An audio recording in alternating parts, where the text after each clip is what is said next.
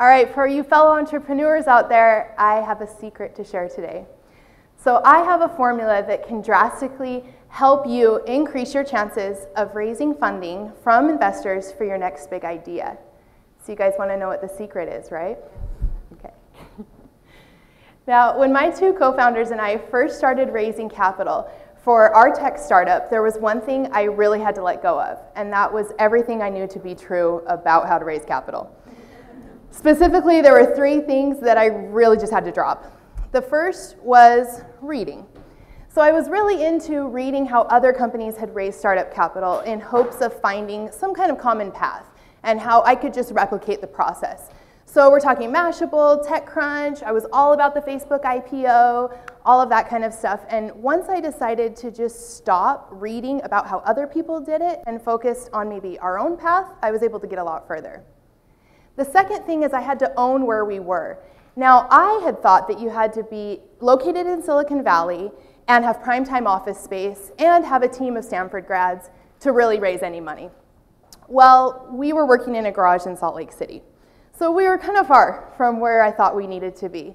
But as soon as I was able to let go of that idea and really, again, just focus on where we were, I was able to do some remarkable things. The last thing was I had to shift my focus. Now, I had to stop focusing on fellow investors. So what I needed to do was shift to fellow entrepreneurs. Now, this may sound counterintuitive, right? If you're raising capital for a startup, you need to talk to people with the checkbook. Well, I'm here to tell you today that it's a waste of your time, and I have a better idea. So what I did is I used Twitter to find other successful entrepreneurs and network with them and talk to them about how they did it. So I'm going to tell you about the fellow entrepreneurs that our team connected with today. So the first two were Jennifer Goss and Porter Haney. Now these were both influencers in the Las Vegas tech scene. And before we came out to visit, we connected with these two people and talked to them about what we should be doing. Now, when you're connecting with a new community, you definitely need to find influencers. These are the people who can tell you where you need to go, who you need to be talking to, and what the community values, which is huge when you're new to a community. Next, we connected with Cyan Bannister. Now, Cyan is a double-dipping investor and entrepreneur. She's known just as much for her startups as she is for making big-time tech company investments. Now, we'll talk a little bit later about Cyan, but just know for now that we had to connect with her as an entrepreneur, not as an investor, when we first started this journey. Next, we have Alex Lawrence. Now, Alex was our advocate in Utah. He actually made the introduction for our team to the Vegas tech community using Twitter. So without Alex, we wouldn't be here today. Next, we have Lon Harris. Now, Lon was working on a podcast called This Week in Startups, which is hosted by serial entrepreneur and angel investor Jason Calacanis. Now, we connected with Lon, which led to us being on the podcast, which then led to a bunch of investor relations. So if you can get an insider, definitely recommended. Now, not all of the interactions that you have on Twitter are going to be monumental and life-changing, but it's dozens of interactions with dozens of people that add up over time to be something really remarkable. And this was the case with entrepreneurs like Ross Walker. Now, also you may think, okay, so I can connect with people on Twitter, but don't we have to have other ways to communicate with people as well? And that's true. So with Rob Kuntz, we talked to him via email, we met up with him in real life, but we were able to keep up with him in between meetings using Twitter. And then last, Leslie. Now, Twitter is all about having fun at the end of the day. And I'm part of a ladies' lunch group that meets up once a month, and we just chat and network, have a few glasses of wine, and that's where I met Leslie. And she ended up becoming a quick friend over a couple glasses of wine, now as a mentor today. So what are these successful entrepreneurs doing on Twitter that the rest of us are not doing? Well, it boils down to three things. First, they're talking about events. Not only are they attending events, but they're talking about going to the next event, they're checking in when they get there, they're tweeting about what the panel is saying, and they're following up with interactions of people they met. They're also inviting other people to join them at these events. They're not just a participant. Second, they're talking about press. And not just press for themselves or for their company, but they're talking about press for other companies and also for their startup community as a whole, which makes them an influencer and really an advocate for other entrepreneurs and their tech community. And then third, they're supporting others constantly. Now, if you go onto Twitter and you look at what those successful entrepreneurs are doing, chances are they're talking about other entrepreneurs. They're talking about what others are doing, and it really is beneficial for the whole community. So basically, the successful entrepreneurs on Twitter are the people that you wish you had met when you were in college. So what if I were to tell you today that if you're raising capital for your next big idea, that you should just stop trolling for investors, at least for now? What's the worst thing that could happen? Well, when we were in our garage in Salt Lake City, we realized pretty quickly that that's what we needed to do. So we're working 12, 16-hour days in a garage, just the three of us, not really communicating with very many people, and it wasn't getting us very far. So as soon as we started realizing that connecting with fellow entrepreneurs is really where it was at, some crazy and remarkable things started happening. Now let's talk for a second about the difference between entrepreneurs and investors, because sometimes people are double dipping. Back to Cyan Bannister, she acts as both roles. So how do you know if you should approach her now or you should approach her later when you're ready to talk to investors? Well, an entrepreneur and an investor are really just personality types. People who are entrepreneurs, you know it when you meet them. It's in their soul. And they could also be angel investors in addition, but you really want to hit them with the entrepreneur spirit that you have in common. Now, we can really start to think of these people as simply friends and friends of friends, rather than entrepreneurs and investors. You're going to want to start talking to the friend before you get introduced to the friend of the friend. So what are our entrepreneurs or our friends doing on Twitter? Well, the successful entrepreneurs on Twitter have heavy Twitter use. They're tweeting quite a bit and they're responding to other people's tweets. They're also focused on supporting others. A lot of their tweets are about what's happening in the community and what other companies are doing and what entrepreneurs that they like are up to. Third, they're easily accessible. So when you tweet or email them, you're going to get a response, which is awesome. And fourth, they attend meetups in real life. You're not just going to see them behind their computer, but you have a chance to meet them at networking events or other events in the community. They also give honest feedback about your product, and this is crucial before approaching an investor. If you can get feedback from a fellow entrepreneur and make your product even better, you'll stand a better chance at raising capital. They also look for mutual connections to other contacts. They're constantly trying to see where you can fit in with the rest of their social network, or how two companies can partner together, and that's what's really exciting about finding successful entrepreneurs on Twitter. They also could be a potential hire, so why not meet them and get to know them now? Now, investors, on the other hand, the friends of the friends, they look a little bit different. They're difficult to vet, which makes talking to their friends, the fellow entrepreneurs, a little bit better, so you can decide if there's someone who would really be interested in your company if they make good investments. Second, they're spread thin. Third, they may have different goals than your own. So an investor may want to make an investment to fit in with their social group, whereas you may be looking for an investment to build the next great feature for your industry. They also may not attend very many networking events in real life. They're difficult to reach. And then once you reach them, it's hard to get anywhere without a warm introduction, which makes the point to definitely talking to the fellow entrepreneurs first. Now, where do you find out where these successful entrepreneurs hang out on Twitter? How do you know where to get to these folks?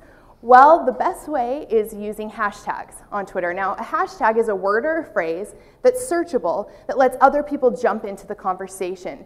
A hashtag is centered around one idea or one concept, one event, one community. What's really cool is the tech communities all across the nation and the world have started to adapt hashtags so others can jump into the conversation and see what they're up to. So hashtag Silicon Alley is where you'll find what's happening in the New York City tech scene. Or hashtag 500 Strong for the Incubator 500 startups. Well, I looked at a hashtag Silicon Beach, and that's for the LA scene tech, what's happening in the LA tech scene. And I looked at it over a 48-hour period. And I took all of those tweets and put them into 8 different categories. Now, it could range from anything for asking for help, like looking for another co-founder or looking to hire a developer. And it could be anything from that to just for fun tweets. So maybe a lolcat or a photo of something that's happening in the community. So 48 Hours of the Silicon Beach hashtag produced 16 tweets from 12 unique users. So some of these folks were tweeting more than once. And the two subjects that were most popular were events and meetups and visiting. So visiting would be, I just came to Silicon Beach, really liked what I saw, or I'm going to be visiting next week. Now, if you were to spend 48 hours of your time visiting this community, we know from this that you would want to attend a meetup and you'd want to tweet about it to really get to know the other entrepreneurs. Now, I did the same thing with the Vegas Tech hashtag. So I took 48 hours, same 8 categories, and this is what I saw. So there were 103 tweets within the Vegas Tech hashtag in this 48-hour period, and 68 were the unique users. So many people were tweeting more than once. And there were 3 really popular categories. First was events and meetups, second was press, and third was supporting others. Now, in fact, supporting others was so popular, it was a third of the tweets that I saw in that 48-hour period. That tells you a lot about the community. So let's look at them side by side. So 48 hours of Vegas Tech versus 48 hours of Silicon Beach. Now you can see for both communities, events and meetups are both really popular. So if you're going to visit either one of these communities for a quick day trip, you definitely will want to see what's going on in the event space and make sure you meet up with people. And then for the Vegas Tech hashtag, supporting others, again, was a really, really popular tweet. So you could jump in easily to this conversation by just retweeting someone or telling someone they're doing a great job or you like their product. You'd fit in right away. So if you're using Twitter to connect to fellow entrepreneurs, there's 4 really easy steps to get started tonight on this process. First step is to keep it personal. Now, a lot of people have Twitter accounts for their company, and they stop at that, right? So they're tweeting on behalf of their company, and they're connecting with other people, which is fine, but I'm sure I'm not alone in thinking sometimes you want to know the face behind the company. You want to know more about that person and not necessarily just about their company. So consider creating a personal Twitter account that plays off of your company Twitter account and use both of them and keep one about your brand and the other about the company's brand. And sometimes they'll overlap, but they should be 2 distinct things.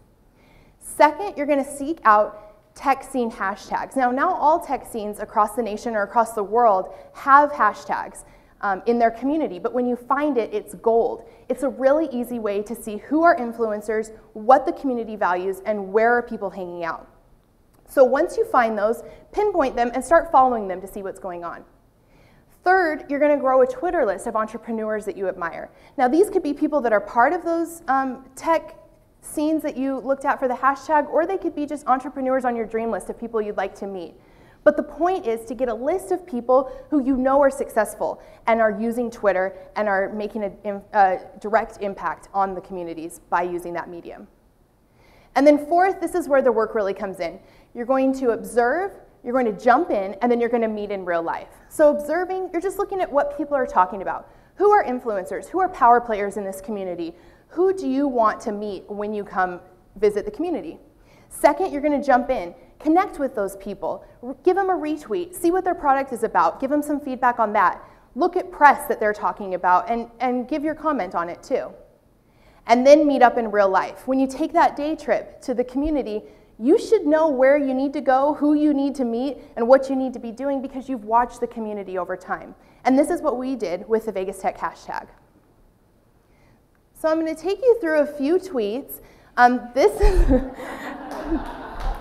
This is a tweet that I sent after we had visited the Vegas Tech community in February of 2011. We were coming back in March for a follow-up visit, and I was many, many miles away from the Vegas Tech community, but using Twitter, I was able to feel right at home and jump, not even miss a beat in these relationships. So this is a tweet with a fellow entrepreneur saying, we're coming into town, let's get together, essentially, okay? This is the second tweet. This was an entrepreneur named Jeremy who was coming to visit the Vegas Tech scene, and he had been watching the Vegas Tech hashtag and had seen that our co-founders were on it as well as our company, and knew that he should probably be meeting with us while he's in town. So he sent us a tweet and said, I'm in town. I was at the Jelly last night. Wanted to see if you guys wanted to meet up. Now, we ended up having him over for dinner that night. We still talk to him to this day, And it's been a great partnership. We've ended up actually working with him. Now, this is the last tweet. It's just for fun, okay? This is a just for fun tweet. That's what that would be categorized as. So this was sent from our CTO to 2 influencers in the Vegas tech community. And there's many influencers. This is 2 of them. And this is when we knew, when this tweet was sent, that not only could we move our company to Las Vegas, but we could live in Las Vegas. And we could really like living in Las Vegas. And we would come to find that we would meet people here that became our close friends and really became family to us. And tweets like these, it's why I'm standing here today. So it has a lot of power. Thank you.